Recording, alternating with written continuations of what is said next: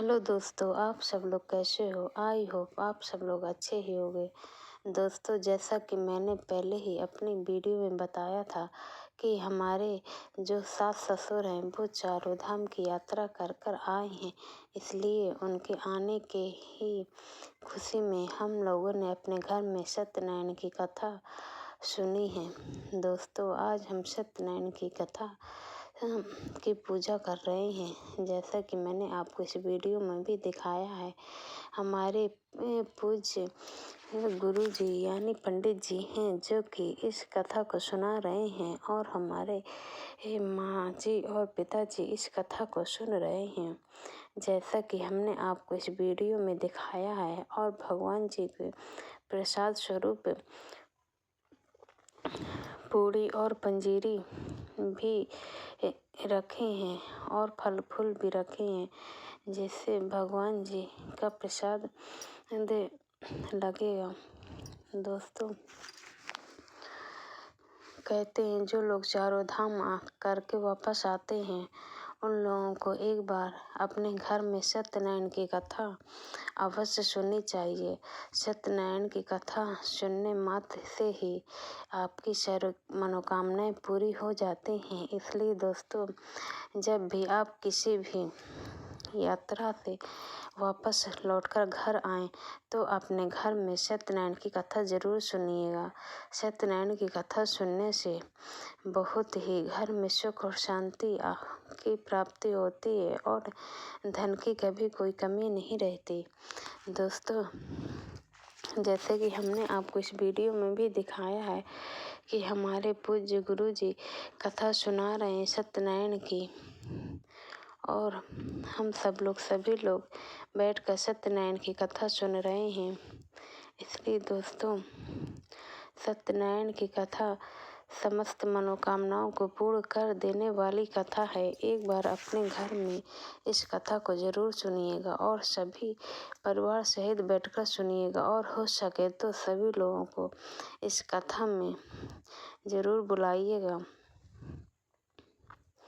सत्यनारायण की कथा सभी का कल्याण करती है और यदि किसी के घर में बहुत ही ज़्यादा लड़ाई झगड़ा होता है तो उन्हें अपने घर में सत्यनारायण की कथा अवश्य सुननी चाहिए।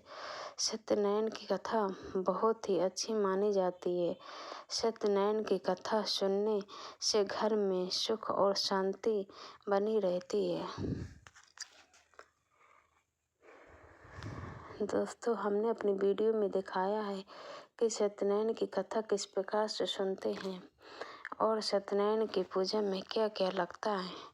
दोस्तों, मैं आपको बता दूं कि सत्यनारायण की पूजा में ज़्यादा सामान नहीं लगता है। कहते हैं सत्यनारायण की पूजा में यदि आपके पास कुछ भी नहीं है तो आप आटा भूंज लीजिए और उसी में 11 या 21 पूड़ी बना लीजिए छोटी छोटी सी, और ऋतु अनुसार फल ले आइए और जो भी फल हो उस फल को प्रसाद रूप में भगवान जी पर चढ़ा दीजिए। और सत्यनारायण की जो कथा है वह कथा किसी भी पंडित को बुलाकर सुन लीजिए और अपने घर में उस दिन उस पंडित को भोजन अवश्य कराइएगा। भोजन कराने से बहुत ही पुण्य की प्राप्ति होती है और शुभ फलों की भी प्राप्ति होती है। दोस्तों, सत्यनारायण की कथा बहुत ही विशेष फलदायी कथा है। यह व्यक्ति के समस्त पापों को भी धुल देती है और आपको सुख की अनुभूति होती है। इसलिए दोस्तों, सत्यनारायण की कथा अवश्य सुनें। जब भी आपको लगे कि हमारे जीवन में बहुत ही ज़्यादा दुख है और ये दुख बढ़ता ही चला जा रहा है तो आप सत्यनारायण की कथा सुन लीजिएगा। आपको शांति प्राप्त होगी और आपका जो दुख है वो दुख भी हमेशा के लिए दूर हो जाएगा।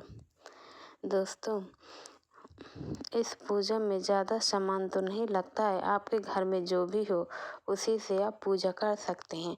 यदि कोई सामान नहीं है तो आप उसकी पूर्ति चावल से कर दीजिए। पूजा में यदि कोई सामान नहीं है या नहीं आ पा रहा है तो उसके बदले में आप चावल चढ़ा दीजिए।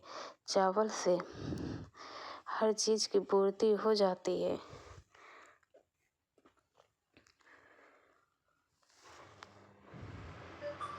इसलिए भक्त सत्यनारायण की कथा जरूर सुनिएगा और सत्यनारायण की कथा सुनने मात्र से व्यक्ति बड़े से बड़े पाप से मुक्त हो जाता है।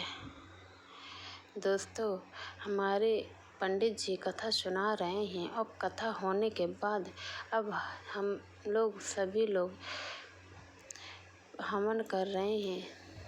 सभी लोगों को हवन अवश्य करना चाहिए, चाहे भले ही एक एक दो दो आहुतियाँ ही डालें, पर सभी लोगों को हवन की आहुतियाँ डालनी चाहिए। जैसा कि हमारे पंडित जी ने हवन करवाया है।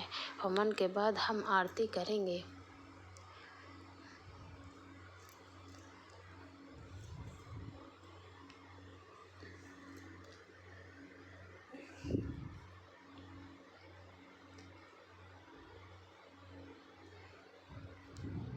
देखिए दोस्तों, हवन हो चुका है। इसी प्रकार से आपको भी जब आपकी कथा समाप्त हो जाए तो बाद में हवन ज़रूर करना है और हवन करने के बाद आरती भी अवश्य करनी है। आरती करने से सारी गलतियां माफ़ हो जाती हैं।